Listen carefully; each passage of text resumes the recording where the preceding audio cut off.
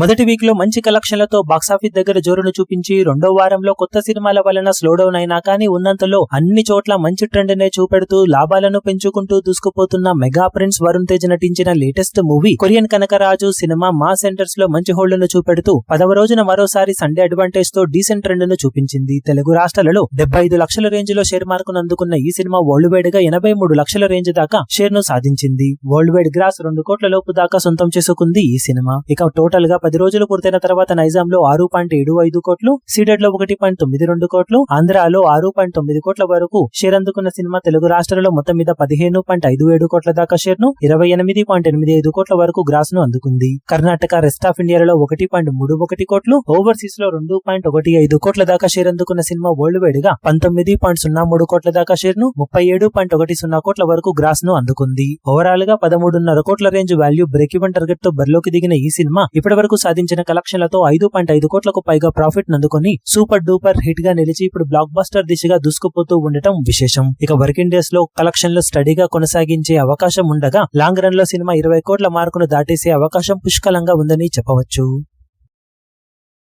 ఈ వీడియో మీకు నచ్చినట్లయితే లైక్ చేయండి, షేర్ చేయండి, ఛానల్ ను సబ్స్క్రైబ్ చేయడం మాత్రం మరవకండి. ఏ చిన్న అప్డేట్ ను మిస్ అవ్వకూడదు అనుకుంటే బెల్ ఐకాన్ ను ప్రెస్ చేయండి.